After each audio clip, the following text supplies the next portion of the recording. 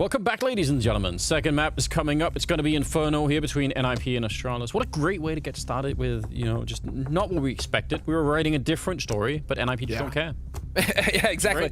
Right. NIP decided to just overperform in every metric pretty much today. Yeah, against ASTRALIS. First map, they hit the ground running. They dominated. They had the kills at the start. They were carrying that first half.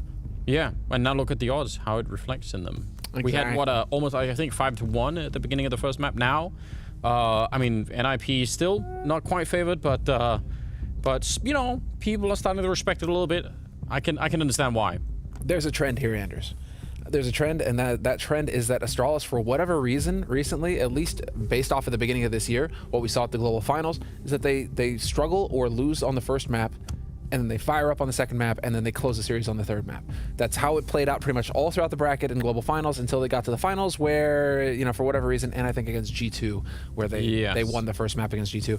But like, just very, you know, it's like there seems to be something going on here with ASTRALIS where they aren't quite firing on all cylinders on the first map, but going into the second and the third, they start to come into their own, and yeah, it goes from there. So now I'm excited to see, do they prove me wrong or not here? How does this play out on the second map? You have to still think there's a very, very good chance that ASTRALIS will take away this map. And here's something to look out for when we get into the map for you guys, because I mentioned this when they were on the T side of Overpass, how ASTRALIS would take up a position, let's say outside of the B bomb site, and never check the rest of the map for a long time and just wait around and not get any, you know, map info on the rest of it. Now, on Inferno, this is a map where they are very, very good at doing that. I almost never see ASTRALIS you know, go on banana and not have someone check, let's say, the A apartments or top mid, at least, you know, slightly before they do the execute. Usually they're pretty good at that. So I want to see if they're still remembering that, because that version of ASTRALIS did not look like the one that I normally think of when I see that name. So we'll see if Inferno's going to be different. We're heading right into it here. So ASTRALIS going to be on the T side, NIP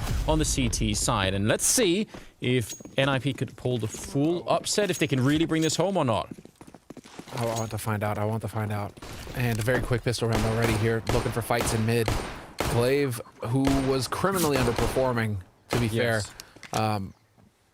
What was it? Average damage? 54 average damage at the end of that first map of Overpass from Glaive. And a few key kills that if he gets it, it unlocks a round for ASTRALIS, and he didn't manage it. And so we'll be keeping an eye on Glaive here for an individual performance. Like, he needs to step up, I think, here for ASTRALIS to succeed. I definitely agree, and, you know, winning a pistol round would be nice, too. That could be helpful. Flash over the corner. North knows what's coming, and he's still going to be just a step away here. Nearly made it around that corner. And now they're going to be wrapping around to the B-bomb site through CT spawn. This is pretty dangerous now.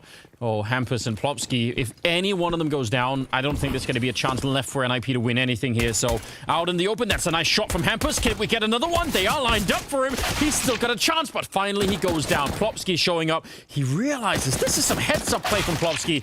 Now, he will go down, but the fact that he even went to check like that is actually really impressive. And now it's a 2-on-3, and NIP at least have a chance. Can the rest of them show up here? What's going on? Why do ASTRALIS grind to a halt on this? They're not sure if anyone else is in the bomb site, I guess. They have time? Are they playing themselves? Oh, they're going back to... They're actually playing NIP. Oh, this is so next level. Absolutely next level. Rez and CT, they're still checking out that B bomb site. They're still wondering, and now they know, but it's going to be way too late. Again, it's risky. But when it plays out like this, you're just going to love it. And they have that standard smoke towards the live area that I don't know what you could do. Oh, wait. It went even further? Maybe they had no smoke. I'm just making it up. Well, retake is not going to be easy. But here we go. A little bit of a crossfire. They're all over the place. And it is Dupree at the end with a nice double kill. That was a... I mean, the whole round was cool from ASTRALIS, right? The B split and then the withdrawal from the B bomb site. That's interesting. That's really fun. Yeah. No, this is definitely like ASTRALIS. I mean, we saw it work against them a couple times on Overpass where it seemed like they were trying to get fancy. Yes. You know, trying to overthink things and ended up costing them. Either they walked into the nip stack or they gave up the kills that they didn't need to. Here, it works. Okay, cool. But that's not something reliable. So hopefully ASTRALIS, you know, it works this way, and now we can see them try and actually establish some map control and build off of that, and just commit to the bomb sites that they're developing towards, right?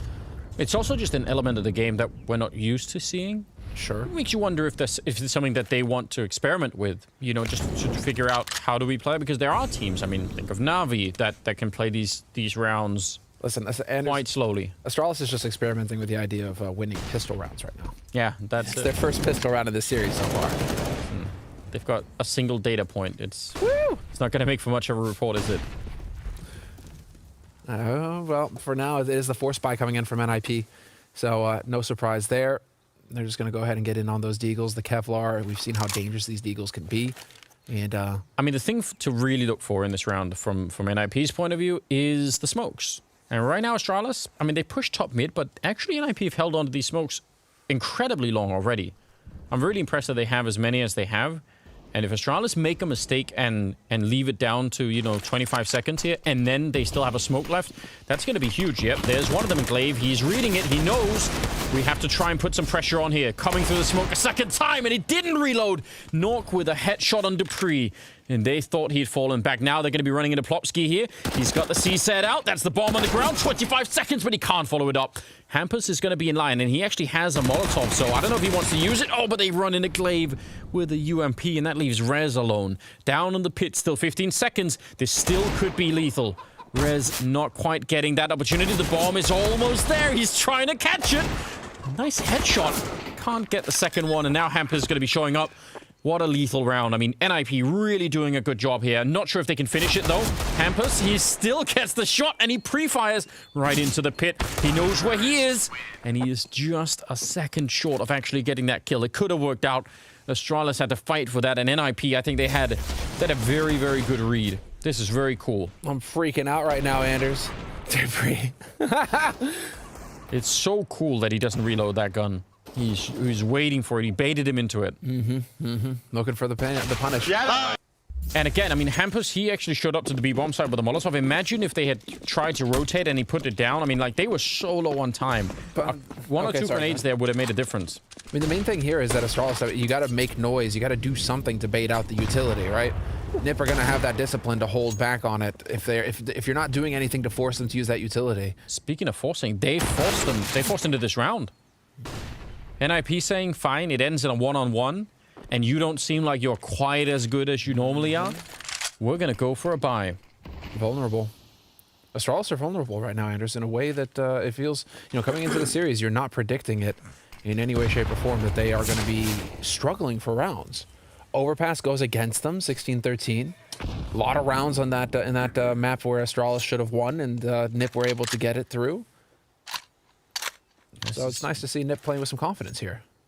Yeah, you can't even really blame them, can you? Although they did lose the early fight here, but you feel like, okay, if they're stumbling, let's help them out. Let's see if we can keep them down. Hampus is trying to cheat towards the A bomb site.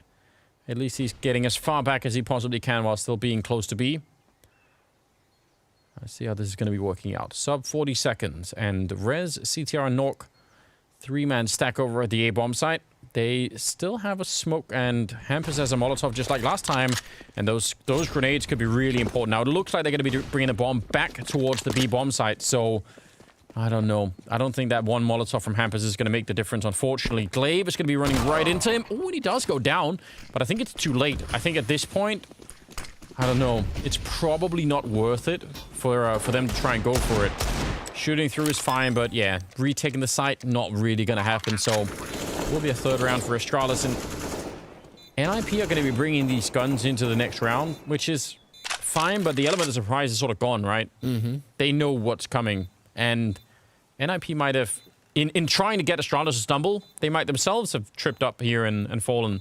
Well, they've delayed, I mean, that's the main thing. That's the gamble that NIP have taken by spending that money. They've only delayed now how long it's going to take for them to get rifles of their own. They needed to win in this surprise fashion against Astralis, save some of those guns, convert those MP9s into AK-47s, and, you know, get rolling that way. Now, NIP, it's just another round of MP9s for them, and then what do you do after that? Do you save the MP9s? Do you get the rifles upgraded, or what? Do you just yeet them in on this next round? That's probably going to be the play here.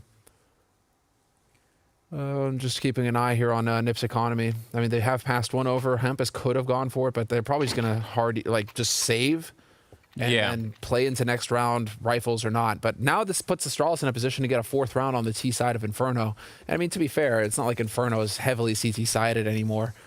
Yeah, but still, right? You don't want to be giving them T-sided, Anders. It's 50.6. Has it got there? Yeah, 50.6 T-sided versus 49.4 out of 464 games in 2020. Okay. So it's T-sided officially. That's it. Mathematically, we've got it solved. Well, let's just see. I mean, you could tell that Astralis was set up in case there was going to be some sort of a rush happening. They were ready for the MP9s to come charging in. So that's, I think, is, you know, I would have been surprised if they weren't.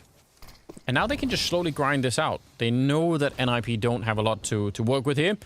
Magisk taking a bit of a look here. Oh, but that is a hard angle to look at. He took a lot of bullets to the face, and somehow it's Device that dies instead. They just abandoned him. They just left Device to die. Yeah, but how is Device not even... I mean, I'm so confused about everything. Glaive is down next, and it's just an MP9 again. How is Device dying in that moment? It's Magisk that's falling back. Device is there specifically to help him, right? Yeah. And he just doesn't even do any damage. Doesn't even fire the gun. He's just jumping around. I like how Zipnix's initial reaction is always to just pull out an HE. Can I blow him up? Can I blow him up? Is that possible? Dupree with the spot. Had that pre-fire angle, but not quite going to get it. 30 seconds on the clock. I mean, they're right next to the bomb site, but... Again, a bit of a theme developing here. Trying to get the grenades in. We'll do a bit of damage to Hampus and maybe force him out with a Molotov. In fact, he's going to run into it. Oh, he's giving it all for the cause. I love that play. Now, he doesn't get the kill. We'll soften up, sip enough, but that is huge from Hampus. What a great guy.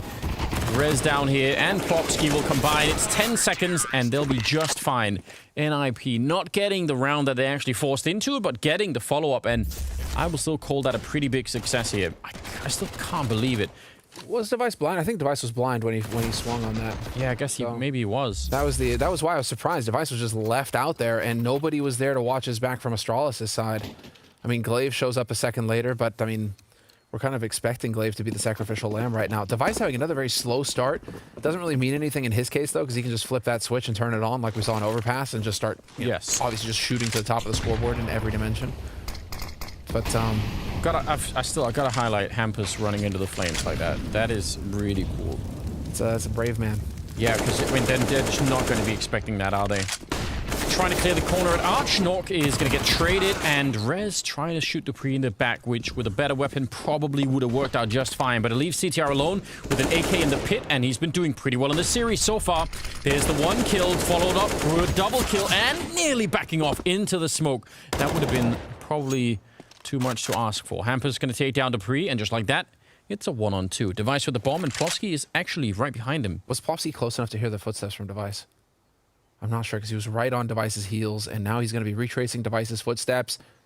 Device has no way of knowing this. He was holding back there, waiting for Plopsky to push down Banana, but he decided to come back over here just as Plopsky... I mean, the comedy, how the timing works out.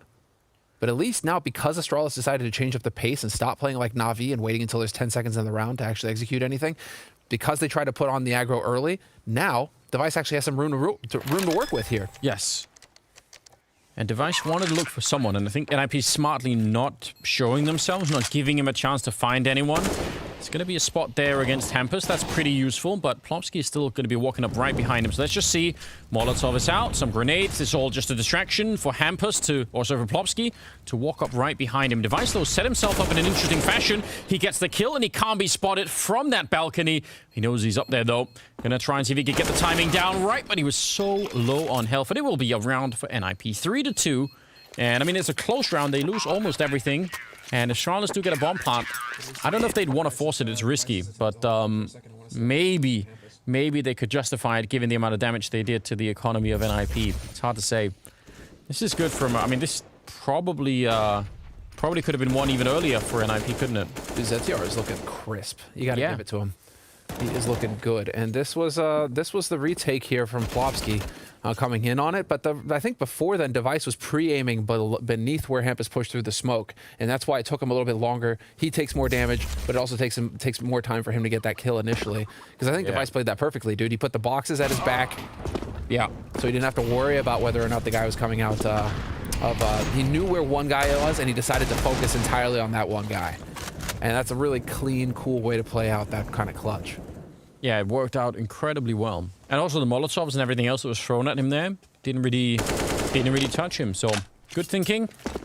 Almost had it. All right. Well, they got orbed in the middle early on. A little bit of a boost going in there. And now it should be a smooth cleanup. Just a job on Hampers. He's really working it well at the moment.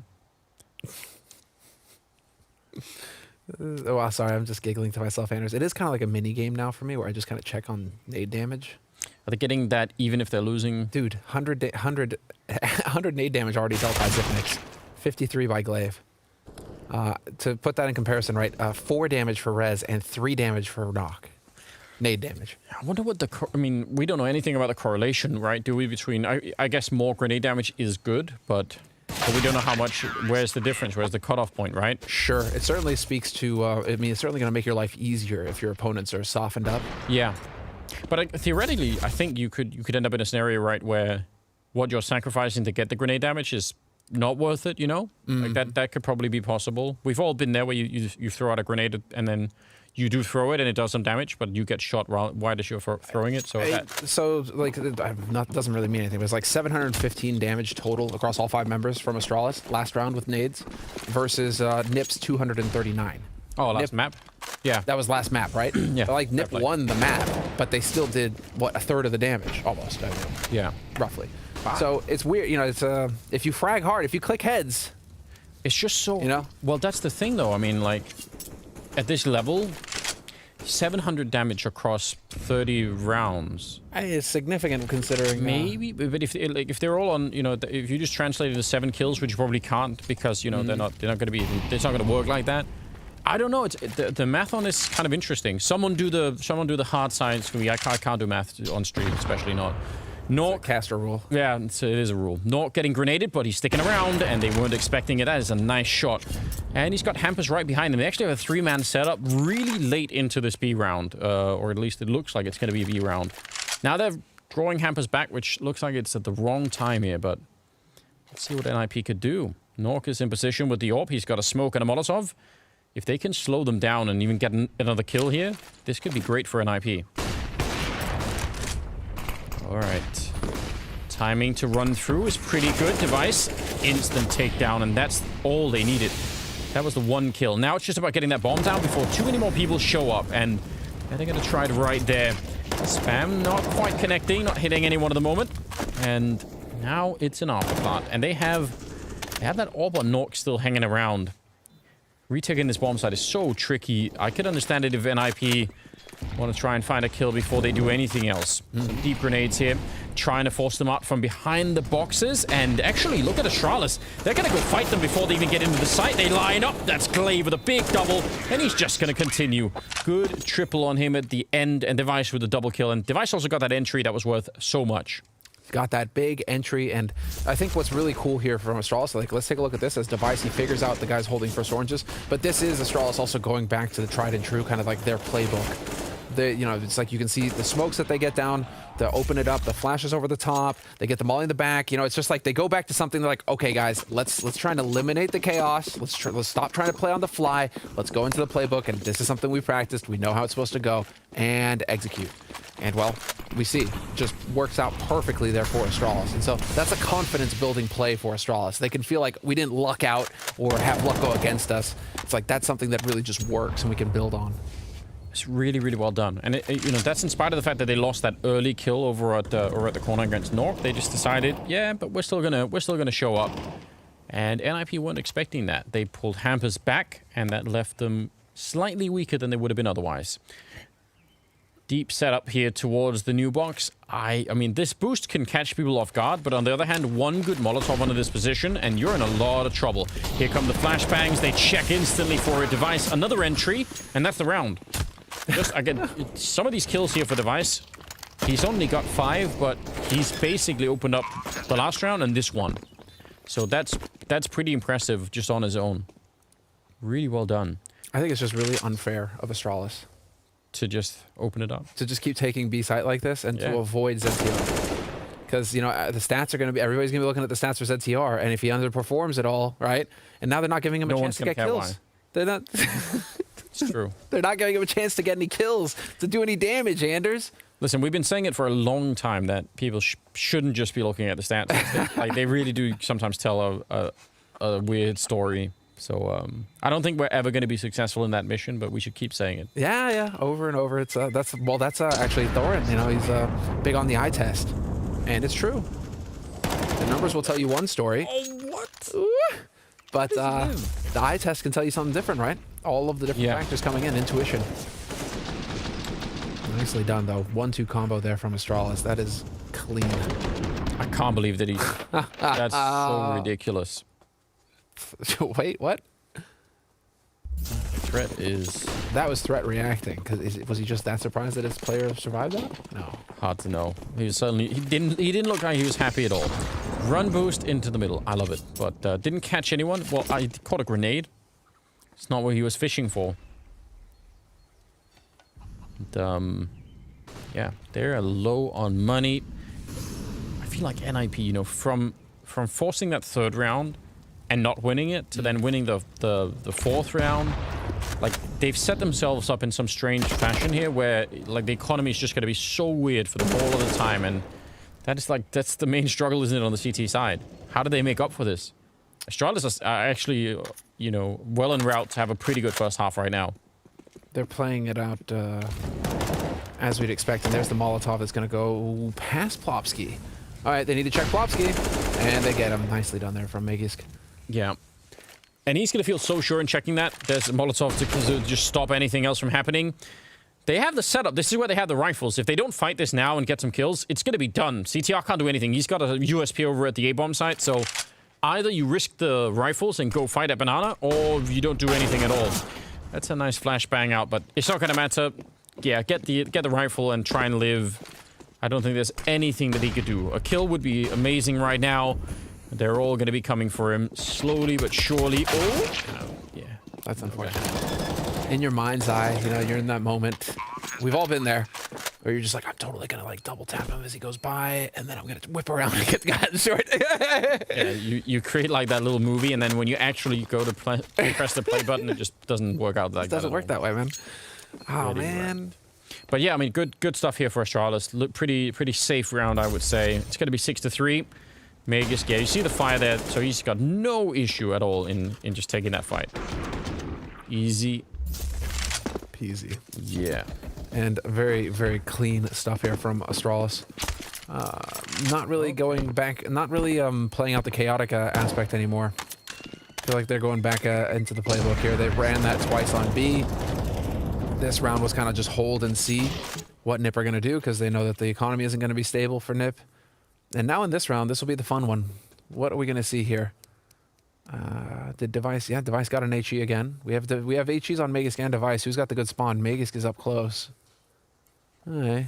See if they can unload some of them into Banana, maybe? Banana or top mid. I would like to see top mid, because Knock keeps trying to peek, right? And they got success last time, and they would have seen that they got success with the HE last time, so... you know, it's just like keep punishing them. If it's working, it's working, right? But now Device commits to the top mid, to the top of Banana with his HE. It's just the game within the game, Anders. Yeah. You gotta love it. Not too much happening on Banana, right? Like, it's pretty conservative, which is fine. I mean, I can understand it if NIP don't want to be unloading all of their nades in there at the start of the round, which some teams do. Mm-hmm. And so far, I think... Oh, second Molotov, hoping that they can't put it out. The spray is too... That is so much damage. Look at how cool that was. They throw an initial Molotov, which they know is going to be smoked. Then they wait, they throw the same Molotov again, and this time there's no smoke, and they, you know, they take damage as they're falling back, and they... I mean, if they stay and fight, they're probably going to get burned. That was really effective. It's super simple, but really well done. Super cool. Really nice delay of tactic. The delay on taking Banana control like that from NIP. And well, now that leaves Astralis in a terrible situation. Low on nades. They'd committed a lot to taking control of Banana, and now, well, what do you do? Well, you can just shoot people in the face. Dupree's going to catch Knock. Still 2 players alive here on the A site for NIP. 35 seconds on the clock. No hesitation this time, though. Device is making his way over here, and it's looking like Astralis wants to just commit. This should be very, very tricky. 27 seconds. They have a bit of a crossfire. Rez has an HE. CT actually has a smoke. I don't know if he would use it to slow them down. It's hard to do when you don't have confirmation of exactly where they're coming. And 15 seconds on the clock. There's going to be the confirmation. Smoke down towards the pit. Now they definitely know. And the B site, I don't even think they can get here. This either works or they're never going to get close. Dupree with the 1 kill. CTR lining them up. A big triple. Oh! And they all line up for him. A quad kill for the new kid on NIP. That is amazing. Puts him at 8 overall. What a great defense. Monster, Anders. That was sick. Dude, this guy is showing he can keep his cool in the position like this. I mean... Oh, those are some very, very tight shots. I mean... They almost had no chance. Look at the team. Everyone is excited. Everyone was surprised by that. 6-4 in favor of Astralis still. But NIP, I mean, back with a little bit of a say here. And now they need to keep it up. Yeah, again, 17 years old. And making his first appearance here against Astralis. And getting a quad kill as they push up short. Nope, not too shabby. Oh, definitely not. That was some good grenade usage. Softened up Magus just enough, and then the spray and the slowdown. Oh, a little bit of a flash in, but didn't want to commit to it. That is fair enough. But even getting the information, just knowing that Dupree's out there, it is all a part of the puzzle, isn't it? The device is still trying to sell this over at Top Banana. I don't like the fact that they're all inside of the bomb site. I really don't like that. Makes it tricky. It's going to make it more difficult for the crossfires, but then again, the unending... well, this time around, Device is... he's calming over to his teammates that nobody has tried to take banana control back. And look at where Glaive is. He's just holding Arch now. Oh, he's going to go through. If he does, Hampus will get the kill on him for sure. It should be no way to check this. He's walking in. Yeah, Hampus going to be quick about it. And Plopsky's now calling it in, saying, well, you guys are going to have to show up. It's going to be a 5-on-3... Probably an afterplant here, unless Plopsky get real lucky. Are they flashing him through before? Yes, they are. That's risky. Okay, he stops it. If he goes through and just gets killed, that's suddenly a 4-on-3 afterplant. So AI prediction there says about 80-20 in favor of the NIP side. Let's find out how accurate that actually is here. Hampus trying his best, but they've already lost Plopsky.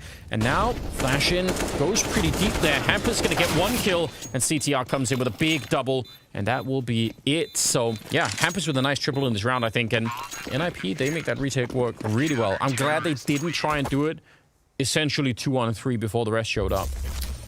I guess what you're thinking of when you get that flash out... Ooh, that's unfortunate that HE caught the edge there. But what you're thinking when you get that flash out is that when it's bomb plant, then it's a 2-on-2. Right, because that guy is... Yeah, maybe, yeah. That guy is going to be planting the bomb as you push through that smoke, and so it's a 2-on-2 for about 4 seconds. But still, you know, or you just wait for the other 3 members of your team, and you guys have nade superiority, and you just completely just annihilate Astralis with everything you've got going in. So, right now, I mean, NIP, it's not by any means done here for Astralis. Let's not get ahead of ourselves. They've got 6 rounds on the T side. They've got an economy they can fall back on here. They will have a bye, but NIP are showing that, at least individually right now, they can go toe-to-toe with Astralis. ZTR showing what he's got. He's got the guts necessary to take those kinds of fights. Yeah. And NIP right now are looking solid. We're kind of like looking at Knock. It feels like he's been having trouble getting his AWP in play. He may be getting boxed out a little bit. But otherwise, they're looking good, the Ninjas. Yeah, they are turning it around. Now that they have some more money to work with. They've stolen 3 AKs as well. It's always fun. And they're getting the banana control early on here. Astralis not even really testing it at the moment. Well, let's see. Oh yeah, that's such a sick play. Double HE down the ramp like that, man. You're just gonna wait and T-spawn now, or if you're trying to dodge damage. It's really not fun, is it? Really not fun. They have this setup with 3 people playing the quad side, which can be fine, but you can be very, very weak when it comes to like people jumping out of apps behind you if they get the right flashbangs in. Setup's fallen away a little bit. I'm always really nervous when people hold 3 people on this position, essentially. Always makes me think that something could go horribly wrong. What I'm wondering, I don't know, it's still so early to call, but it's not like this hasn't gone horribly wrong for Astralis before. Just remember London, beginning of last year, upset against Complexity. Complexity coming true. out of nowhere and taking Astralis down in a best of 3. That was really wild. Do you think the Ninjas, the Swedes, it's got to be it. Swedes versus Danes, man. The Ninjas are trying to get revenge for their handball team. It could. Oh, yeah, you're right. Oh, look at that grenade. It's right on top of them, but there's 20 seconds. They explode Rez down in the pit and inside of the smoke. CTR is on his own. He's going to go for the spray. The bomb is on the ground. Quick double for him. Is it enough? Did he do what they needed him to do here? 3-on-3. It still will be a bomb plant, but he is definitely proven to be quite lethal at the moment. Hampus, he needs to hit this shot right away on Device. And Device in a very tough off angle. Ooh, but he does hesitate and stutters just a bit. And that's enough time for Hampus. Flashbang does nothing. It landed on top of the roof. Oh, God, it's so close to being a good flash, but instead it got him killed. Now Glaive alone, and he's going to go down. Nork finding the bomb, and it's going to be in time as well. NIP with a great retake, but none of it would have been possible without CTR getting that double. They wouldn't even have come here. That's a great point. Whew. ZTR just saving NIP when they desperately needed it. He's sitting at 12 kills right now, top fragging for his team. And that is so man, good. he was in a position as well. Glaive was there to save him, but that was way too close for comfort. Nice attempt there from Glaive. He certainly has woken up here for Astralis after Overpass. Yes. Leading in terms of kills and average damage per round as well. He's up there. So 88 average damage per round right now from Glaive for Astralis. So that is a complete reversal. The man is stepping up on an individual level when we called out that he needed to do so after Overpass. And so that's good to see. And Astralis not done yet. It's 6-6. Yeah, again, in terms of the narrative of Astralis coming back and acting, just enacting their revenge on NIP, that's not really what we're seeing right now. That's a pretty even game. Mm-hmm. So, and Astralis are also out of money. They've got that AK on Dupree. But pretty patient. They're going to get that kill on Device and take over banana control. And Astralis, what do they do from here? They've got so little to work with. A flashbang on Glaive being set up to try and jump them out of the apps over on this side. CTR. Ooh, that's a good little jump. Just spotting them. Catching Dupree midair was Nork. He gets put down to rest in the hay.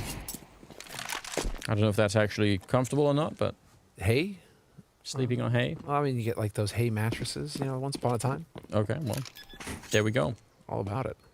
Keeps you warm, insulated. Well, he doesn't have to worry about that, does he? It's a nice shot for Magus, taking down Nork. And 2-on-3, if they could get away with this round, it would almost be too much for Astralis. They should have been losing it already. Another nade, and Magus got the follow-up with the AK. And now it's 1-on-1. Rez versus Glaive. He's waiting there. He's almost got it, but Rez sprays him down. He was a bullet away from death right there, but Glaive just couldn't quite connect it. NIP getting away with a lot here. It's going to be 7-6 in favor of the Swedes. But round loss bonus is there. It's been 3 diffuses in a row here for NIP, so that's how close it's been.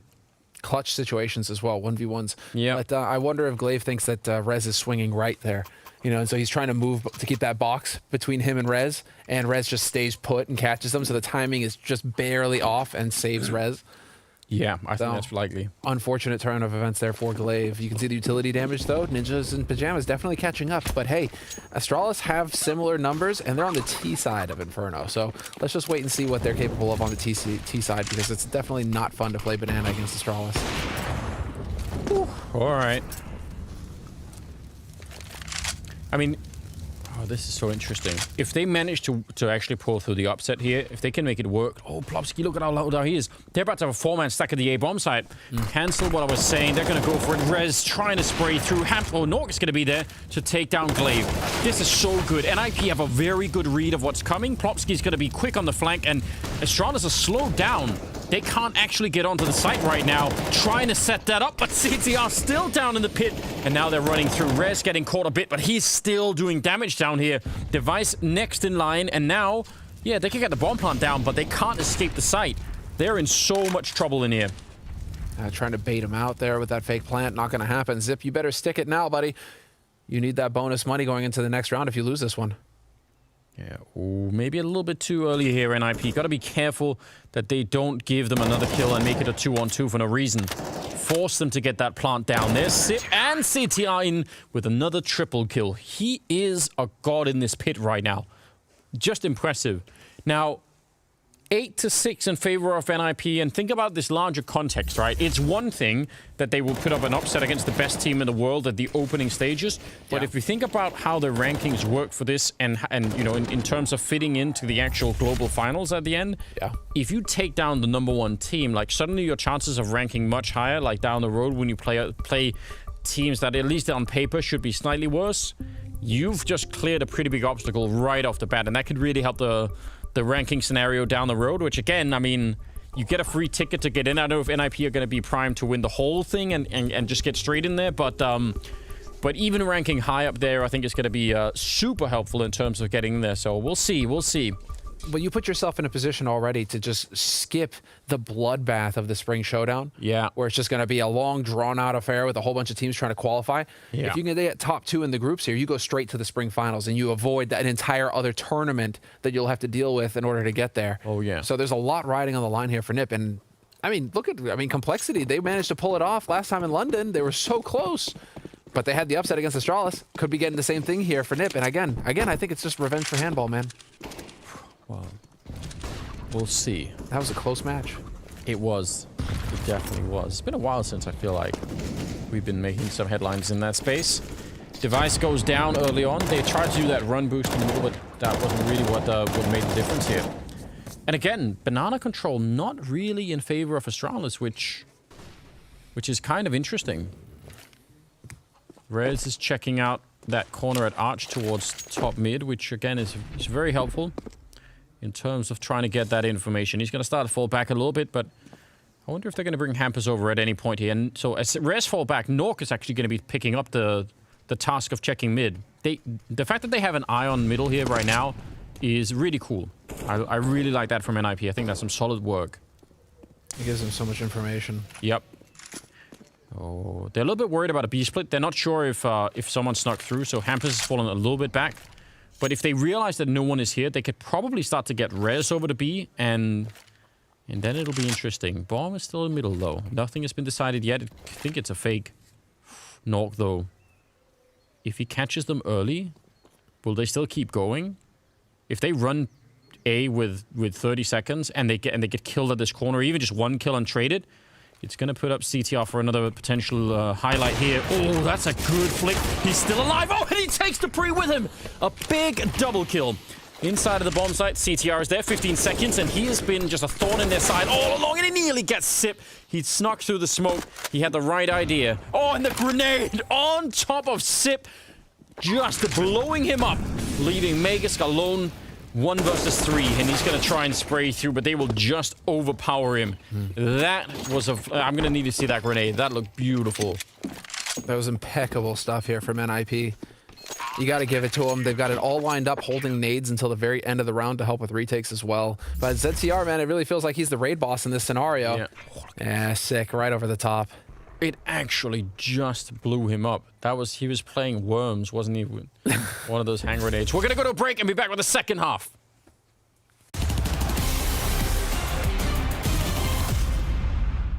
I do own an AK skin, and I think I own a couple more. Currently have I think it's called Legion of Anubis. Default skin, neither.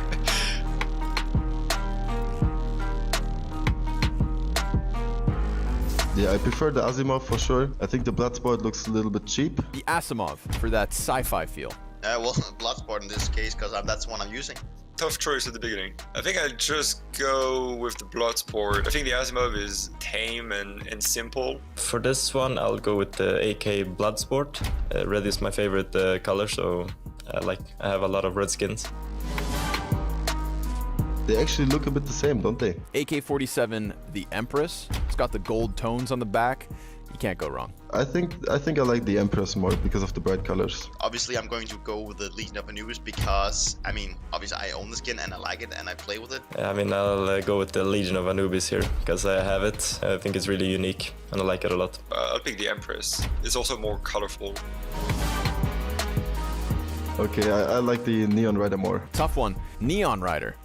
I've never really liked the Neon Revolution. Like, it's basically too pink and it looks stupid, so Neon Rider is pretty cool. I mean, if I had to pick between either. I'll take the Neon Rider. I will actually go with the Neon Rider here. I don't really like the Neon Revolution that much. I think it's a kind of a little bit of weird design.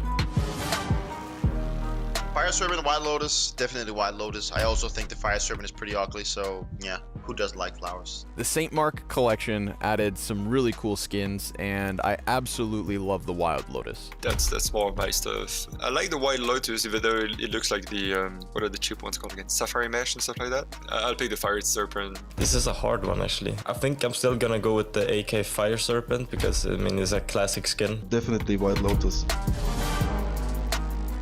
Red laminate, blue laminate. I'm gonna go with the fiery red one. I like the blue laminate. I had the skin and I really enjoyed it. Red laminate and blue laminate. The color blue is my favorite color, so it's pretty easy. Blue laminate because the red laminate is just ugly and looks like the normal AK. So I think I'll just go with the red laminate. I mean, just because red is my favorite color. The blue laminate, purely because of Scream. It makes me think headshots.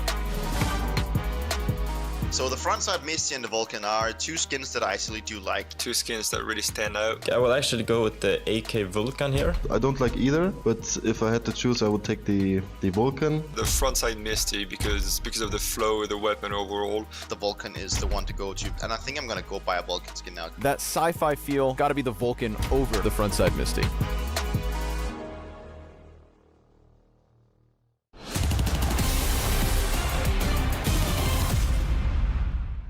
All right, well, we are going to get back into this Inferno game, and it was a really spicy first half, 9-6 in favor of NIP playing on the CT side, and I don't know, I'm really impressed. I think this team is playing really well. CTR he was rocking that pit position over at the A side. It was going really well. All they need to do is follow this home. If they win this map, they win in 2 against ASTRALIS. That would be a massive accomplishment for NIP. There's really no way to just oversell how big that would be for them.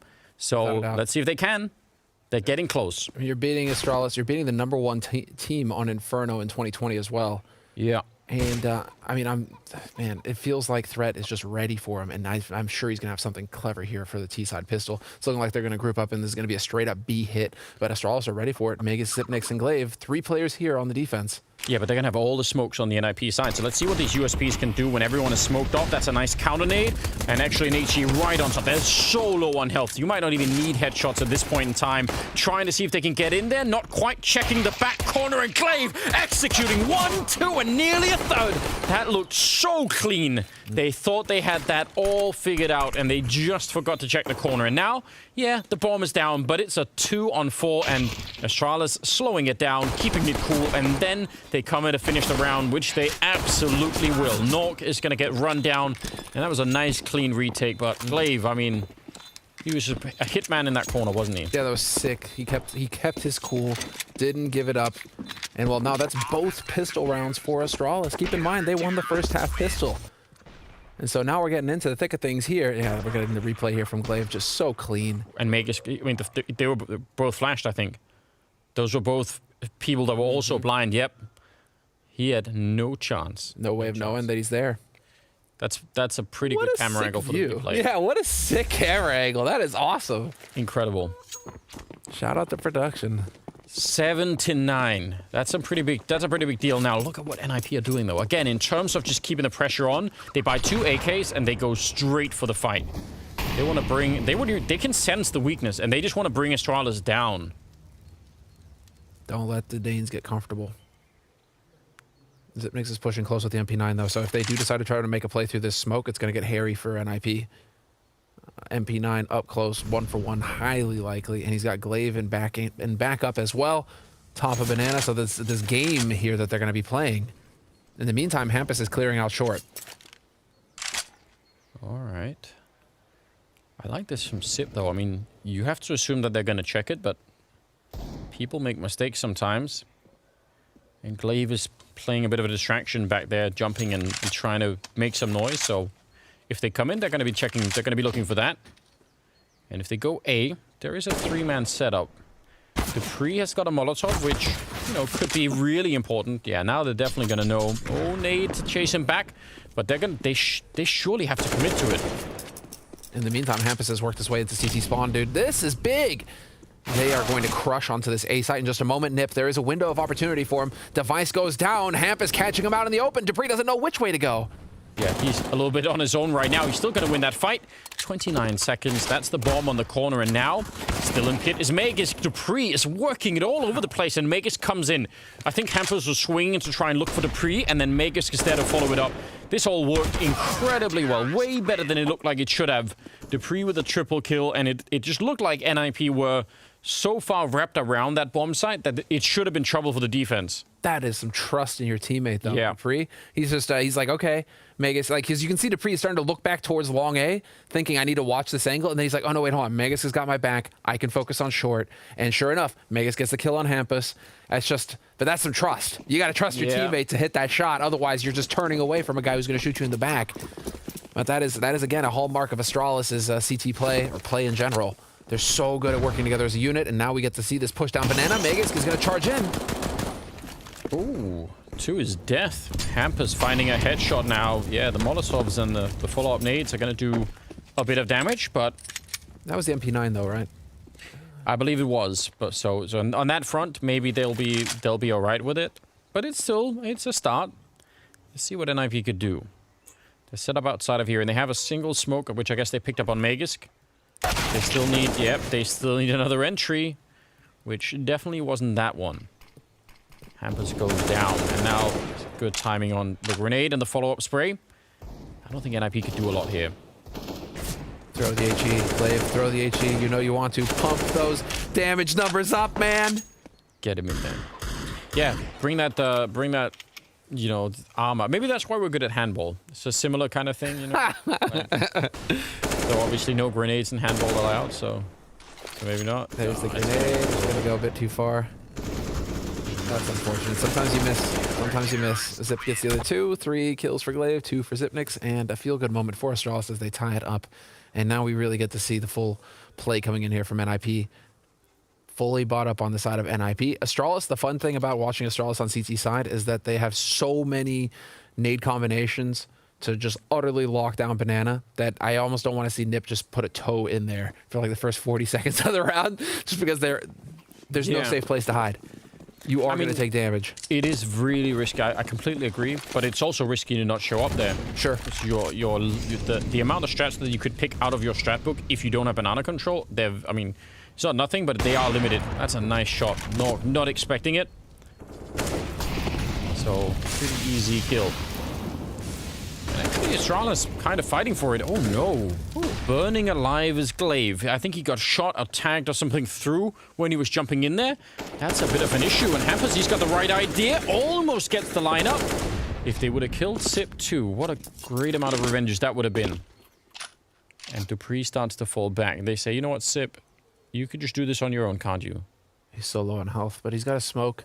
Dupree has no nades left, and so I'm pretty sure that's why he's thinking, I'll just rotate over here towards A. He's got nothing to help Zip, whereas Zip can at least buy time for the rotation. Yeah. Still holding the angle, though. Yeah. Doesn't miss. He is so good. And he does play aggro with that op in mid. That's the thing. He's not afraid to take peeks at mid. He's not afraid to take those kinds of fights. It's something that you need to be aware of on the T side against Astralis. Yeah, they have a Molotov, which they can either put it towards Magus or Dupree, but either way, it's probably going to be a pretty good grenade here for Plopsky if he can find a way to use it. Device is back, and that's confirmation. They should know that this is going to be that A-Rap at the moment, because this is late in the round. Device just continues. 3rd kill of the round for him with the AWP. He's been picking them up just all along the way, and that's where I wanted the Molotov to go. Plopsky gets a headshot instead. I'll take that. Magisk, he'll get 1, and now Plopsky 15 seconds, and even a bomb plant or another kill right now would be huge. He's going to get timed and ends up going down, but this round was all Device. Really good shots.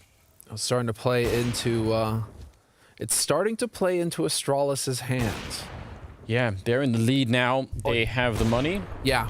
I mean, it's just the way that it plays out, and it's actually pretty fun when it comes to Inferno, because they have it's like 15 wins, 5 losses, but they have it 20 times in the last 3 months that they've played this map. That's a lot to go off of, actually. Yeah, it is. And they're consistently good on this map. 59% win rate on CT side, so 50% on T side. So it's like, okay, you got 6-9 at the end of the first half on their T side. Now you go to their stronger side. It's the CT side of the map. It's no longer a CT side of the map, though. We determined that, Anders. So at least Inferno is officially T-sided now, 50 point something. Just slight. If you played 1,000 times in a row, that will make a difference. Please. But like, I mean, the thing is that Astralis, once they get that man advantage on the CT side, it's very, very hard to make it work against them. They don't really make mistakes on the CT side that let you get back in. Yeah, I mean, this is starting to look just a lot better. We keep saying that Astralis, you know, slow to warm up, and maybe that's, I don't know, like, it feels like they are starting to get their heads a little bit more in the game, certainly.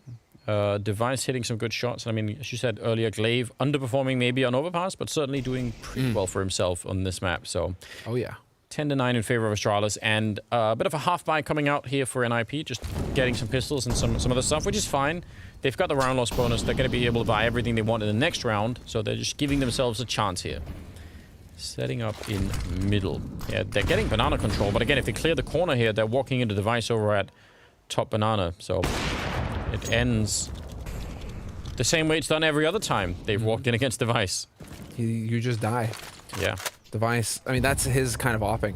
Hold an ankle, hunker down, hold an angle, and just hit shots. It's very much I mean, that's Device's op style. And so ZTR, he's going to get another shot. You know, speaking of hitting shots, this guy is no joke. You got to be impressed with ZTR's performance against Astralis. He has not let his team down in the slightest. No, it's been really, really good. It's a 2-on-4.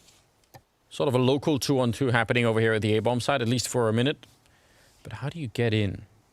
Magisk, I mean, we talked about CTR playing the pit, but Magisk is, you know, world-renowned for playing this position, and it's very hard to get rid of him. Dupree will go down, so that's interesting. Oh, a walking shot from Nork. That's a way to clear him out, and just like that, it's a 2-on-2 in the afterplant. That was a 4-on-2. Device, he's still going to take down Nork. He was getting a bit too curious. And even if you're not a cat, that's apparently still dangerous. Plopsky, 1 versus 2, hiding down here in the pit. They're going to try and smoke him off, but that might actually just help him out. That smoke might just be slightly helpful for him to try and find somebody to play around. Not sure if anyone's walking up behind him. They do have a kit on Sip, so he's going to smoke off the bomb and try and sit on top of it, while Plopsky now forced to go do something. 3 seconds left, and he's not going to win that fight, so great retake and great afterplant here for Astralis, but it probably should not have been that close. And let's see... Not this kill, but the next one from Nork is... This is crazy. He taps once, and yeah, he's still halfway moving. That's really cool. Megas getting a little bit too predictable with his positioning there. But that's the second time that Dupree's got caught sleeping on that ramp. I mean, back-to-back rounds, right? Whereas Dupree, he's holding an angle, and he doesn't win the duel. Yeah. Megas from pit, I mean, it's his home. So Nock knowing that he's going to be there. Yeah, they don't let Megas out. He puts the lotion on. Stay in the Oh, 11-9, and that's 5 in a row for Astralis, and now they put the pressure on, pushing down middle, catching CTR, and I don't know if Dupree can get back. That's sometimes the issue. If you're here, you can't really escape again. Oh, nearly, but he'll be all right. It's all good. That's a classic Inferno play. Oh yeah, and that's a confidence play. You don't really call that unless you're feeling the confidence, right? But Astralis... But it could be desperation. Like, there's a thin line, isn't there? You smelling it a little bit? You're either... Yeah, I mean, I don't think Astralis are, but I'm just saying, you can either do that if you're feeling like, yeah, or you could be like, I don't know what to do. Let's just rush mid. No. Sure. Could be both. Like, it is fun to have those kinds of, like, teams. There's, like, the stylistic side that gets involved. But, again, man advantage now for Astralis. And, again, it's so hard for Nip now to fight back from this position and win the round.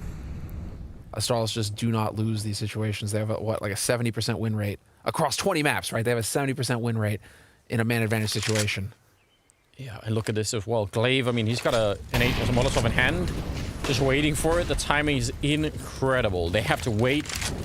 Now it's all being very signaled. No one is really rotating out of A yet, so that's the only curious part here. Where is the rotation coming in? Device is even looking at top mid.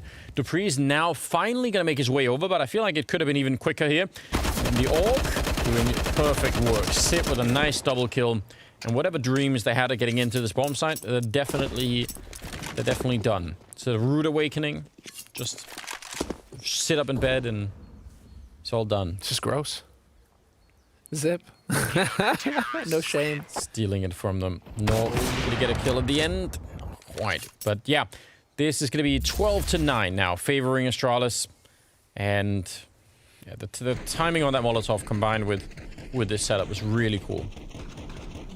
How frustrated are you if you're Plopsky as well? Because if it just doesn't stop spraying, you're thinking, oh, he's going to, you know, there's a window for me to trade and this is going to be good. And nope, the answer is absolutely not. Zipnix takes his head off. And well, no bomb plant. It sets it up still. It's 12-9 for Astralis on the CT side, so they are looking good. And more aggression, this time in Banana.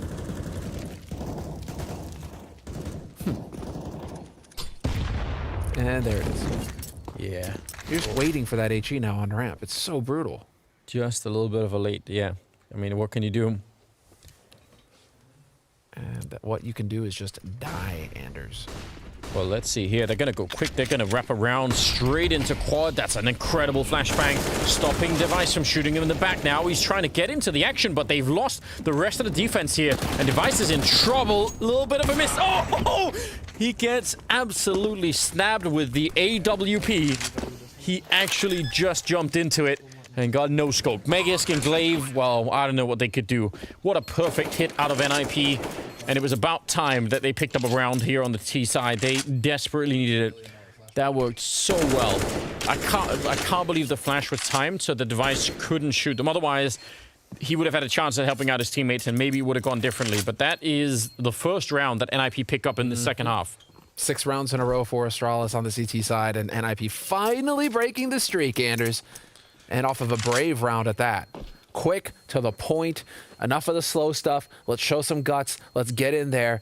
And Astralis just not up to it. And well, that was like the $1 million flashbang. You gotta give it just the impeccably timed flashbang to stop Device from having any say.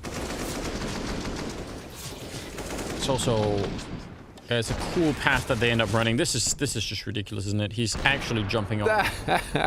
Like, nope. Couldn't get the knife. And Dupree, I mean, Dupree's showing a lot of emotion right now. It's not like, it's not all on him. I mean, he's struggling a little bit. He's at the bottom of the scoreboard right now. But it's not a disaster. No, and they shouldn't be. I mean, like, again, 12-10. I think Astralis is doing fine. Money's maybe a bit low, but ultimately, they should be in a position here. Grenade doesn't do that much to res. And look at Hampus. He's so far up into the middle. Yeah, that's been really good. Device hasn't really peaked mid, and Nip have been taking advantage of that. Pushing aggro mid, getting up here, not having to worry about any kind of smoke or anything to buy time. Rez again getting chunked by that same HE to bottom ramp. So brutal. Yeah, the first one did nothing, but that one did. I think Plopsky was actually calling it in, saying, I think they're both on the other side of this wall, so I'm sure Rez would have loved to have, you know, flashed him in or something, but he just couldn't find the opening for it, and then instead he gets grenaded, so that is a bit unfortunate. Dupree and Megisk with the setup over at the A-bomb site. Hampus, again, he's been so close to this, or both on the quad and arch side over at top mid.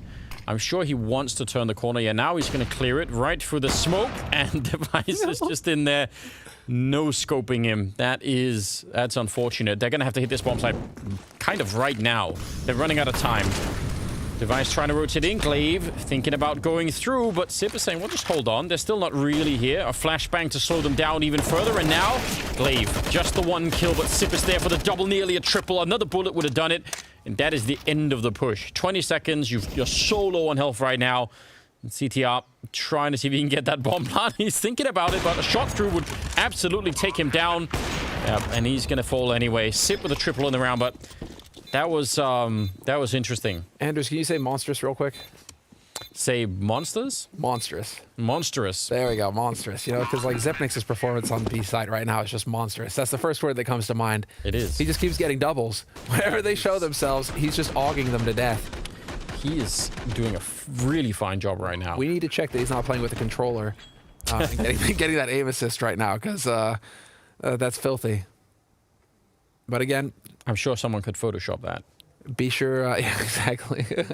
He's playing Call of Duty. Be sure to go and check out the shop, guys. Really good merch. Can say that we use it ourselves. I pretty much only wear Blast merch now because it's just that good. So definitely go and check that out. Oh, let's see. It looked like it was going to be really quick here. Plopsky, he had the right idea. I appreciate that. But doesn't quite get rewarded for it. Didn't use that many grenades either to try and accomplish this. Astralis with a bit of a setup. Maybe expecting that there would be some kind of a quick move behind that. Walks right into an HE, but let's see if they can find the kill on Glaive, which they can. Are they going to be able to guess? Wait, what? Where was that from? I think he's just shot through the smoke at the back. I think he just ran right into it. It's going to be the full-on execute. So let's see what Sip can do this time. He's low on health. They know where he is. Device. He's going to pick up the 1, and they don't want to fight him. Instead, they smoke him off. And Sip, they're running him down. That is a very important kill. But Device still doing work. He's going to be pushing in. And finally, Rez taking him down. 2-on-3. Magisk is so far away that it's basically 1-on-3 for Dupree. If they want a chance of winning this, it's going to have to be Dupree just doing this on his own. Yeah, I think they're going to back it. Can Dupree find his way out here? Rez is kind of watching this angle. But Dupree wants to survive this round. Magisk does too. They have the money to buy again in the next round if they save these 2 guns. And a good buy at that. So kind of hoping that Astralis are able to make that happen and that Dupree can just survive this bomb blast. And that's looking likely. I actually think he goes for it? No. Knock is watching. Yeah. Listen, we've had that once before during the global finals. Yep. Dupree wanted to try and see if he could follow it up, but that was against Na'Vi, wasn't it? That was Na'Vi complexity. Oh, that was Na'Vi doing it, yeah. Yeah, that was Na'Vi complexity. It was Simple going in for the... That was fantastic. And they thought that he'd killed him. They thought they'd killed Simple, and then sure enough, Simple doesn't need to shoot them. That is Yeah, right that was over. sick. That's good. Now, here's what's sort of interesting. When you get that kill from CTR right at the beginning there, I imagine it takes a fair bit of restraint not to just push the bomb site. Like, try and get in there really quick before they slowed it down. They set up the full execute. And I mean, maybe that would have worked out too, but it's also risky against a team like Astralis. What if you just think, oh, we've got the opening right now, let's everyone go, and then you screw it up and it backfires. So I kind of respect that from NIP. I bet it's not easy to keep a slow pace in that moment. Heavy grenades on Banana, but they really didn't do anything. They had 4 people over there on Banana early on. Now they're back 4 towards A.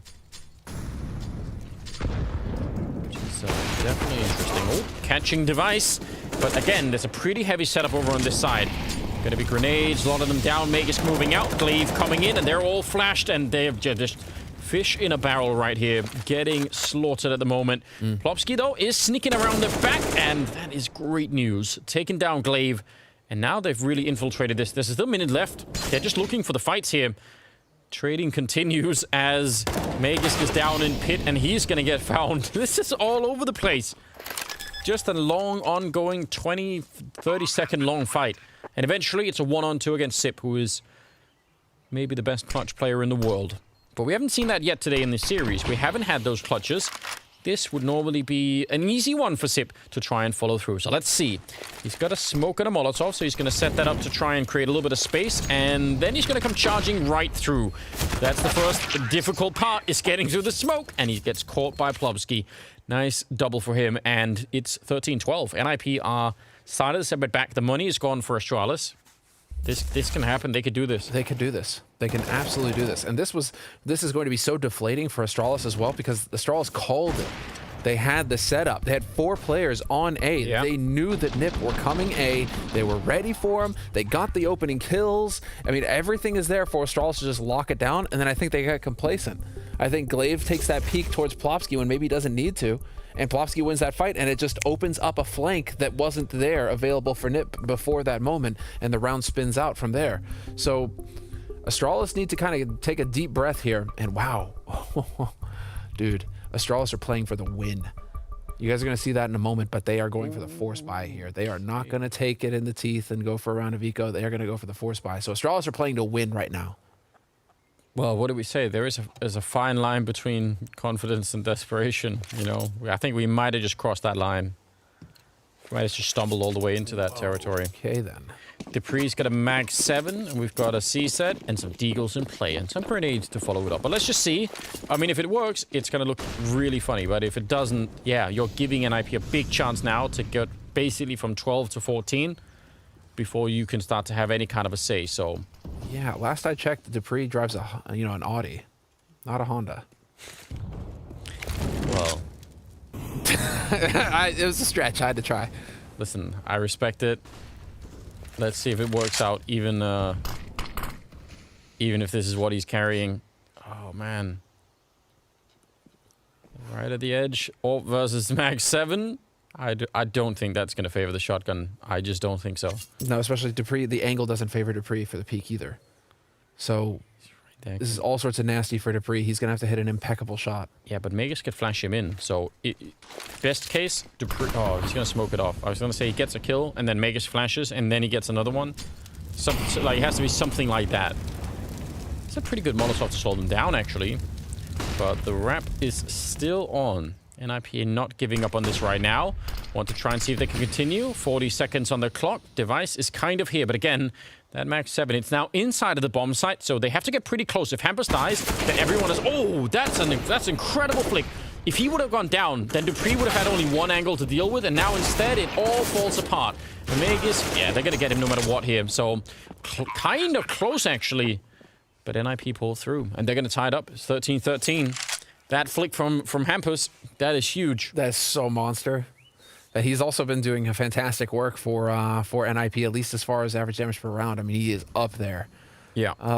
But Anders, are we getting flashbacks to London here, beginning of last year, first event for Blast, the group stage, and Astralis getting upset against this team that came out of nowhere. Somebody was talking about a Juggernaut. And people were laughing at that. Exactly. Oh, a Juggernaut, right, Juggernaut, right, yeah, cool. And then all of a sudden, Complexity beat Astralis. Yeah, I mean, this does feel like that kind of a repeat, which is really, I mean, again, just very, very interesting. That is sweet. Just imagine what would happen if this actually plays out. Again, surely the expectations are going to be high for NIP for the next match, but for Astralis, yeah, what a tough way to get started, all things considered. 13-13. They have to make life hard on themselves. You know? It's just about making life hard on themselves. They need the challenge. Yeah. Well, they got one. They let Na'Vi win global finals just to, give them a little bit of confidence going into the beginning of the year, right? They need an opponent. Well, there's going to be angry people on Twitter writing you something now. Oh, yeah. Well, how dare you? I've heard that there's a bit of drama with PIMP and the CIS. Always. Well, you got to maintain some drama. We've got 2 Zeus in play, which I think is fantastic. Huge fan of that kind of a setup. Still think the run-boosted Zeus is like, that's the holy grail for me that we haven't seen yet. I mean, which is a shame. People need to try that. Oh, okay. That is just the USB, but... that works too. It packed a harder punch somehow. Whatever happens, just NIP cannot give this round up. They must win it. And I think clearing that kill there is probably what does it. So, yeah, that's good. Everyone can relax. That should tell them, yep. So ZTR are going to be setting it up. Oh, and we will have that bomb planted on the A site. Nip showing some true discipline here. Keeping it together, sticking together, and waiting on the patience, right? Of that flank paying off. Leaving that lurker out on the flank to just catch him. This is big, though. If they can hold on to this AK, Astralis, they were going to have... yeah, that's going to be nice. I mean, they're going to have a fairly decent buy. Yeah, they will. This round, but with an AK on the CT side, that could make things pretty spicy. Okay. Oh, okay. Yeah, Dupree, dude. What is this? Pretty good shot. Now, I don't know. I mean, I feel like Astralis, their efficiency on Banana has sort of gone down in the last couple of rounds. Like, they're not doing nearly as much damage. And their top mid control as well. I mean, NIP are getting that position a lot, and they're doing a lot with it. All right. Hampus also went down at the end, so this is getting interesting now. 14-13, though. NIP back in the lead, 2 rounds away from taking down Astralis here. The opening match of this spring season, which... I mean, if they do it, it'll be amazing. What's really, really impressive with this is just, Nip's ability to still get rounds on the board and to put themselves in a winning position just off of kills alone, it feels like, because they're not flashing for each other. They have hardly any flash assists. 3 flash assists total for NIP so far through both halves. Whereas Astralis, I can't even count how high these numbers go. And utility damage is through the roof for Astralis compared to Nip as well. So just in the nade game, Astralis are dominating. And yet they're still not getting kills. They're still not getting rounds. So how frustrating has this situation got to be for Astralis right now, where it really is boiling down to click heads, guys, like Dupree just did in that last round. You know, it's like, can we just start clicking some heads here? Yeah, get that done. I don't know. I mean, I think they're doing everything else. They are doing a lot of other, but I think on the NIP side, right? They're definitely, they have the firepower. There's no doubt about that right now. But they're showing, I think, a lot of restraint. Really making some really good calls, even in the heat of the moment, when you would be tempted to make some rash decisions. It seems like they've really got this team on lockdown, which is really great to see. Sip, this is so dangerous when you're on your own. If something goes wrong in that moment, you could be in trouble. Plopsky looking for the opening and doing a bit of damage there. That's still pretty good. Yeah. Now you've got top banana control to work with. It's one of like, what you want to say, like the holy trinity of T-side Inferno. Yeah, and Hampus is hoping for a kill over on the other side too. So got a couple of different. Yeah, you could see him hoping that someone's gonna come running, which someone did, but just only the damage and nothing else. Is he gonna get anyone gonna get flashed in? Nope, they're just gonna be trading smokes. A flash here, and again, Hampus trying to keep as many people as he can on this side for the actual attack, which is going to be into this B-bomb side, which I think Glaive just kind of realized, and he's going to be coming back. He has that Molotov like last time, which was really, really good. Good timing on that. Dupree taking down Hampus, but this is all about the B-bomb side, and they're putting the pressure on, forcing Glaive out and forcing Sip to fight on his own. He's just back here getting overwhelmed, running in and taking down Glaive. It's Rez. He's been doing this before, clearing this entire path and also clearing all the way through construction. And now, what do Astralis do? If they lose these rifles, they're not going to have very much to fight with, and they're going to fall back. Yeah, 4-on-3 retake, not worth it. Wow, 15 for NIP. And that was a team flash from Device. Did you notice? That flash Glaive as Rez is pushing Graveyard. So Device, I mean, there's no way to know. You're obviously trying to help your teammates here, trying to set up some kind of play. But that it looked like that ended up hurting. So we have the flash coming in behind him. Yeah. So the timing could not have been worse for Glaive to swing on that. Maybe just a little bit of miscommunication there, but yeah, it could be. Glaive wins that duel, and it's a totally different situation for Astralis going into that retake. That bomb may never even get planted at that point. Whereas there, Rez clears Graveyard, and all of a sudden, Nip have B, and Nip have a bomb plant. So again, actually, the flashes in this game, Anders, have been pretty, like, just... We can point to 2 rounds that have been utterly screwed for Astralis just based off of flashes, like a single flash grenade. You know, it's one of the things that I think is so interesting. If you go back and look at these games later on, if you sort of look at all those details, there are so many grenades like that where you think, man, that was a split second, timing. Yeah. It's down to less than half a second, and if it goes the other way, yep, someone else probably wins. So it's delightful. We can't catch all of it, but we can do it a lot here. 15-13, ladies and gentlemen. Let's see if NIP can get one more round and pull through this upset, take down Astralis on 2 maps in this best of 3. That would be...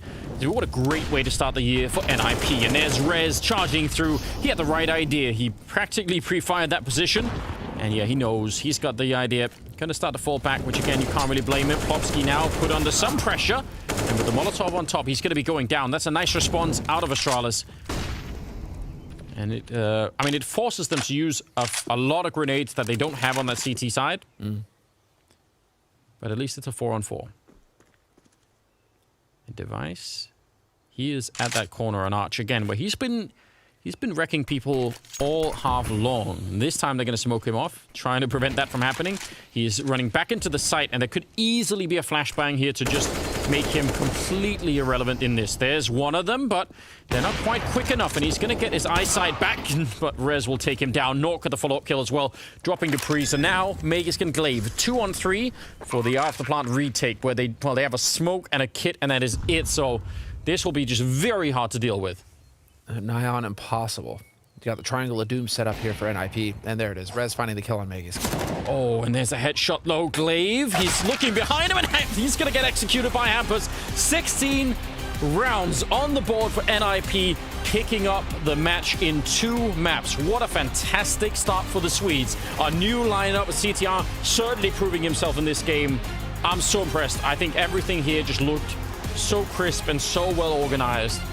I want to see, like, And to see the flow chart that Threat's been working with, like if they do this, then we do this, and it's just like it's amazing. You just made the point for me, Anders, because again, this is what we just talked about going into it, not just, but like going into the first map, how Threat has a very measured approach. Yes. Everything, there's a reason for everything on Nip's T side and CT side. Like he is a guy who goes through demos, and he's got a A goes to B, goes to C.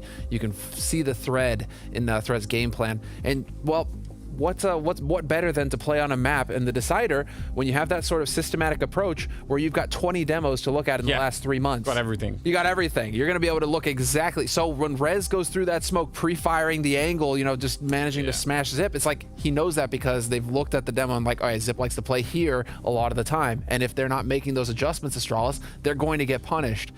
So I think this is a perfect example of just preparation paying off for NIP against Astralis, who have everything to lose in the match. And well, they started the same way that they did last year, man. Yeah, another upset. It's crazy. It's so crazy. I can't wait. Surely the desk would have been impressed as well by CTR and his antics over at the pit. Let's find out. We certainly were impressed by ZTR, but all of NiP as well on this. We came into this Inferno matchup, Maniac, by saying that, okay, Astralis' Inferno by numbers looks good, but when you look at the finer details, the matches we saw, it hadn't looked pretty, and there had been times they'd fallen apart. But this was a decisive win, maybe not by scoreline here for NiP, but the way they did it. You mentioned scoreline, and I actually want to go one step further. This was actually a crazy win for NIP. Yeah. Because this time around, Astralis won both pistol rounds, and they converted both situations. So they were 3-0 lead in the first half, 6-0 lead in the second half, and still NIP were able to manage to pull it back. That is insane. I don't care it's just one game. I don't care the consequences of